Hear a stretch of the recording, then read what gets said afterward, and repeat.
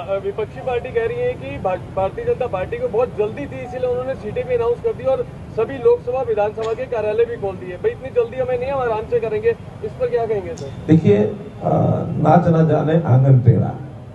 अब वो अपने कैंडिडेट फाइनल कर ही नहीं पा रहे हैं।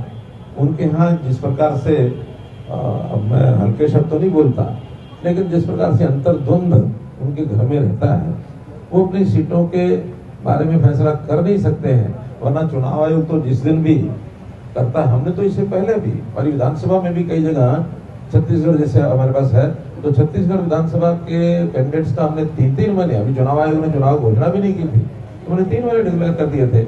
उनको डर लगता है कि एक को अगर करेंगे तो दूसरा जो है वो टांग खिंचाई करेगा, दूसरा विरोध करेगा, उनके लोग बटेंगे। क्योंकि जितना अंतर विरोध कांग्रेस में खास करके देखने को मिल रहा है, भारतीय जनता पार्टी को टच भी नहीं कर सकता वहां तो एक मुख्य धारा में है और एक एसकेआर की धारा में है, कोई तीसरी धारा भी बनी हुई है। तो हमारे यहाँ अनुशासित पार्टी बनाते हम जब भी करेंगे और जितना समय ज्यादा काम करने को मिलेगा उतना ही लाभ होगा। अब वो नहीं कर पा रहे तो नहीं कर पा रहे हैं, और न करने के कारण से केवल वो अपने ही घर में कुछ कर रहे हैं ऐसा नहीं है, वो दुनिया भर की अनाप शनाप बातों की अफवाहें भी फैला रहे हैं। और वो अपनी चिंता करें चलो ठीक, उनको हमारी भी चिंता हो रही है। और अनाप शनाप हुआ क्या फैलाते हैं कि भारतीय जनता पार्टी तो 4 लोकसभा सीटों पर अपने कैंडिडेट बदलेगी। ये भारतीय जनता पार्टी है। भारतीय जनता पार्टी एक बार जो निर्णय लेती है वो निर्णय फाइनल है, और हम बहुत कुछ सोच समझ के निर्णय लेते हैं, पर्याप्त समय पहले लेते हैं। हमारे किसी को कोई दुविधा नहीं है। जो हमारे कैंडिडेट हैं 1 से 10 सब के सब वही कैंडिडेट पूरे जोबन से लगे हुए हैं, पूरे परिश्रम से लगे हुए हैं, पूरा काम कर रहे हैं। हमारे विधानसभाओं के कार्यालय खुल गए हैं, सभाएं हो रही हैं। इस समय तक लगभग 40 विधानसभाओं के कार्यक्रम तय हो गए हैं, जो आने वाले 15-16 अप्रैल तक कंप्लीट हो जाएंगे। अच्छी लगती है जब सामने दोनों के मैदान में आए। अगर वो मैदान में नहीं आ रहे हैं तो उनकी कमजोरी ये प्रदर्शित हो रही है, जनता में इसका संदेश भी जा रहा है। और जब सामने कोई कमजोर पार्टी होती है तो स्वाभाविक है जो कमजोर होती है उसको नुकसान होता है, और जो उसके मुकाबले में कॉन्फिडेंट तब होते हैं और अपने तरीके से चुनाव लड़ते हैं तो उनका लाभ उसका होता ही है।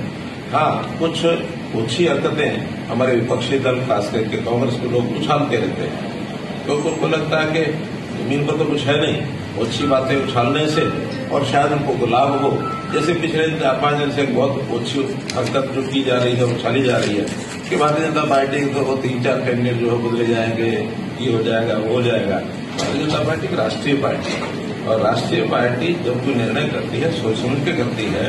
कभी भी किसी पार्टी के प्रत्याशी को बदलने का कोई कारण नहीं है, बल्कि हमने जो प्रत्याशी अपने घोषित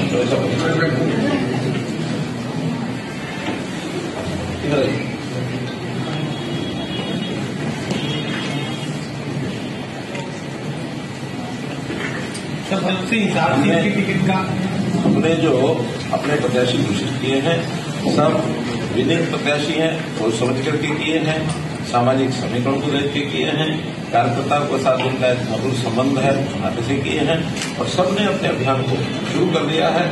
और शुरू करने के बाद आज जो जनता से हमको माहौल मिल रहा है, उस माहौल में कुल मिलाकर के जनता की ओर से आश्वासन है कि सब 10 की 10 सीटें हम अच्छे बड़े मार्जिन से, भारी मार्जिन से जीतने वाले हैं।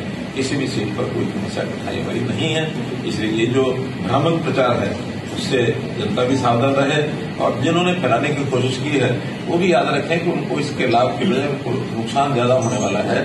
कि कोई अगर किसी को करना है तो पार्टी अपने आप करेगी, दूसरी किसी पार्टी के बारे में किसी को सोचने का अधिकार भी नहीं है, करना भी नहीं चाहिए। वरना तो आज जब तक घोषित नहीं हो हम भी कांग्रेस के प्रत्याशियों के बारे में कुछ कह सकते हैं, हम नहीं कहते। इसलिए नहीं कहते कि जब तक उनकी घोषणा नहीं हो हमें क्या जरूरत है टिप्पणी करने की।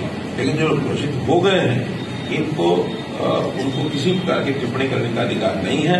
अगर करेंगे तो नुकसान उन्हीं को होगा। सर, रणदीप सुरजेवाला ने हेमा मालिनी को लेकर टिप्पणी की है, विवादास्पद बयान दिया, नोटिस भी दिया है, इसको लेकर क्या करेंगे? ओछी मानसिकता जिसकी होती है वो ऐसे ही